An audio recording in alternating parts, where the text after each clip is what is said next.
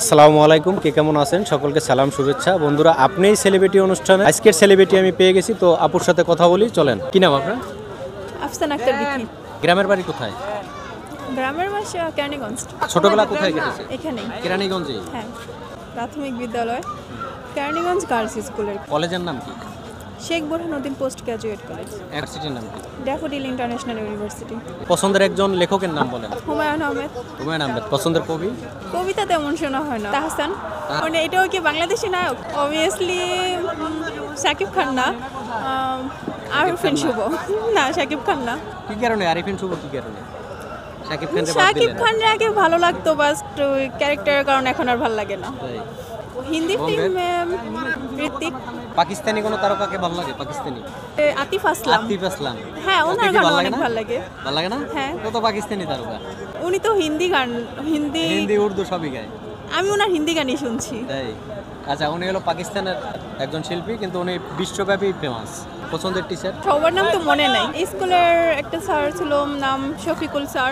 Ma'am ছিল Fatema ma'am. কলেজের অনেকগুলো স্যার ম্যাম ছিল। মানে একজন অপছন্দের টিচারের নাম বলেন। আছে না? আমার স্কুলের একটা স্যার আছে গৌতম স্যার, মানে আমি খুবই অপছন্দ করি। শুধু আমি না, আমার মনে হয় আমার কলেজ স্কুলের যতজন আছে সবাই অপছন্দ করে। তাই? মানে অকারণে ধমকাইতো, মারতো। হ্যাঁ, এরকমই।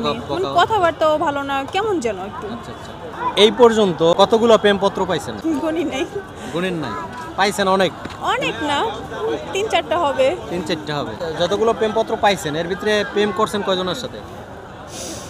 একজনের সাথে। একজনের সাথে করছেন? একের অধিক হয় নাই? না। এখনো কি ওনার সাথে আছেন না? হ্যাঁ, এখনো still আছে ওনার সাথে? 2017 থেকে এখনো পর্যন্ত একসাথেই। 2017 থেকে ওনার সাথে আছেন এখন হ্যাঁ। পর্যন্ত। যাক, এইটাই যাতে সারা জীবন থাকে সেই দোয়া করি। এখনো যেহেতু আছে, মরণের আগ পর্যন্ত যাতে ইনশাআল্লাহ। ওনার সাথেই থাকে। বর্তমান এই যুগের ছেলেমেয়েরা, মানে মেয়েরা, বিশেষ করে মেয়েরা কেন অভদ্র ছেলেদের প্রেমে পড়ে? কারণ কি বলেন তো? আই ডোন্ট নো, আমি জানি না। আপনি জানেন না, কিন্তু আপনি দেখতেছেন না। আমরা তো দেখি, যেমন আমি জীবনে প্রেম করি নাই, কিন্তু আমরা তো দেখতেছি সমাজের অবস্থা। আপনি এখন এটা যারা পছন্দ করে তাদের চয়েস, তারা বলতে পারবে না। আমি যাকে পছন্দ করি সে তো কোনো অভদ্র না, বা মানে যার আপনি- সাথে আমি হ্যাঁ, আসছি, হ্যাঁ, হ্যাঁ। তো ওই ক্ষেত্রে তো আমি অন্যজন এটা বলতে পারবো না। আচ্ছা আচ্ছা, আপনি বলতে পারেন। আচ্ছা, আমি বলে দিই, বেশিরভাগ সমাজের ছেলেমেয়েরাই অভদ্র, এই জন্য অভদ্র মেয়েগুলোই অভদ্র ছেলেদের প্রেমে পড়ে। একটা ভালো মেয়ে কোনোদিন অভদ্র ছেলের প্রেমে পড়বে? না, এক্ষেত্রে ভুল, কারণ অনেক সময় আছে মেয়েরা একটু সফট মাইন্ডেড, তো যখন দেখে ছেলেরা, মানে একটা ছেলে অনেক বেশি পিছিয়ে ঘুরঘুর করতেছে বা পাগলামি করতেছে, তখন মেয়েরা রাজি হয়ে যায়। এখন তখন- আপনি একটা আর আপনার জীবনটা রিলেশন নষ্ট করে করার দিবেন। আগে তো একটা ছেলেকে বোঝা যায় না সে ভদ্র না অভদ্র।